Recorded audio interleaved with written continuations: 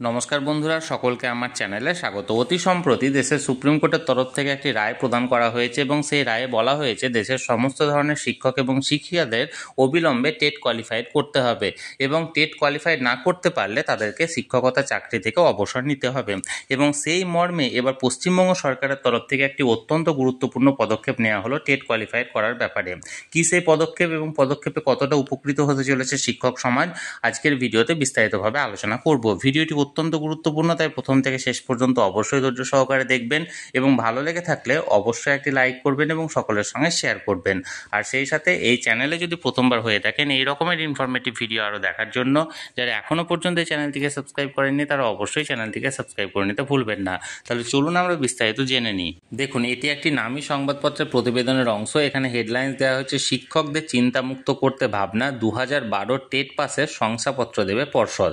এবার এই বিষয়টি হলো 2012 সালে যে টেট কোয়ালিফাইড করে যে সমস্ত প্রাথমিক শিক্ষকরা চাকরিতে যোগদান করেছিলেন সেই সমস্ত প্রাথমিক শিক্ষকদের সেই সময় টেট সার্টিফিকেট দেওয়া হয়নি, অর্থাৎ টেট কোয়ালিফাইড সার্টিফিকেট দেওয়া হয়নি। এবং এই সমস্যা দূর করতে এবার এই পদক্ষেপটা নেওয়া হয়েছে যে 2012 সালে যে সমস্ত শিক্ষকরা জয়েন করেছিলেন টেট কোয়ালিফাইড করে তাদের প্রত্যেককে এবার টেট কোয়ালিফিকেশনের সার্টিফিকেট দেওয়া হবে।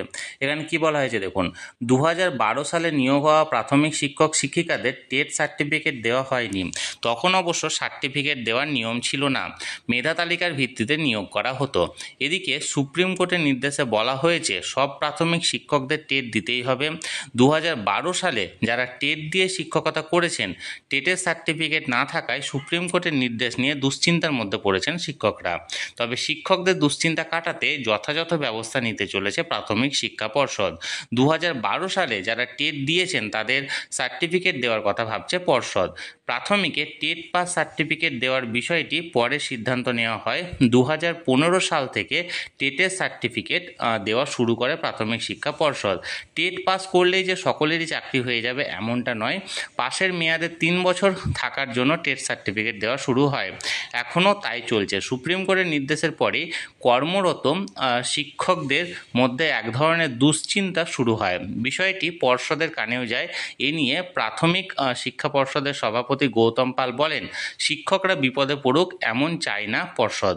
সার্টিফিকেট আমরা দেব ঠিকই, কিন্তু তার আগে সেই সময় নিয়মকানুন কী ছিল, কেন সে সময় টেট সার্টিফিকেট দেওয়া হয়নি, আইনজ্ঞদের সঙ্গে পরামর্শ করব। এগুলি সবটা ভালো করে দেখে নিয়েই সিদ্ধান্ত নেব। দেখুন, পর্ষদের এক আধিকারিক জানান, সার্টিফিকেট পাওয়া নিয়ে কর্মরত শিক্ষকদের কাছ থেকে একাধিক ফোন আসছে। তাদের উদ্বিগ্ন হওয়ার যথেষ্ট কারণ রয়েছে। সেই সময় কি পদ্ধতিতে পরীক্ষা নেওয়া হয়েছিল, নিয়োগের নিয়ম কী ছিল সেগুলি দেখে ব্যবস্থা নেওয়া হবে। উল্লেখ্য, দেশজুড়ে শিক্ষার অধিকার আইন কার্যকর হওয়ার পর প্রাথমিকে টেট বাধ্যতামূলক হয়েছে। সরকার প্রসূত ও সাহায্যপ্রাপ্ত প্রাথমিক স্কুলে শিক্ষক নিয়োগের জন্য প্রথমে টেট নেওয়া হয়। 2012 সালে প্রাথমিকে টেটে প্রায় 12 লক্ষ চাকরিপ্রার্থী আবেদন করেছিলেন। তাহলে বন্ধুরা, একটি অত্যন্ত গুরুত্বপূর্ণ পদক্ষেপ নেওয়া হয়েছে পশ্চিমবঙ্গ প্রাথমিক শিক্ষা পর্ষদের তরফ থেকে। কারণ 2012 সালে যে সমস্ত প্রাথমিক শিক্ষকরা চাকরিতে যোগদান করেছিলেন তারা প্রত্যেকেই টেট কোয়ালিফাইড করে চাকরিতে যোগদান করেছিলেন, কিন্তু সেই সময় তাদেরকে টেট কোয়ালিফিকেশনের যে অর্থাৎ টেট পাসের সার্টিফিকেটটি প্রদান করা হয়নি। এবং যেহেতু সুপ্রিম কোর্টের তরফ থেকে এই রায়টি দেওয়া হয়েছে যে সমস্ত শিক্ষক শিক্ষিকাদেরকে অবিলম্বে টেট কোয়ালিফাইড করতে হবে, তাই এবার থেকে সেই সমস্ত শিক্ষকরা যারা টেট কোয়ালিফাইড করে এই চাকরিতে যোগদান করেছিলেন কিন্তু তাদের কাছে টেট সার্টিফিকেট না থাকার জন্য তারা পর্ষদের কাছে আবেদন জানায় এবং পর্ষদ সেই আবেদনটাকে গুরুত্ব সহকারে দেখে এই 2012 সালে টেট পাসের সার্টিফিকেট অর্থাৎ শংসাপত্র প্রদান করার নির্দেশ দেওয়া হয়েছে বা ভাবনা চিন্তা করছে। তাহলে বন্ধুরা, যে এখানে প্রতিবেদনটি জারি করা হয়েছিল সেই সম্পর্কে আমি বিস্তারিত জানানোর চেষ্টা করলাম।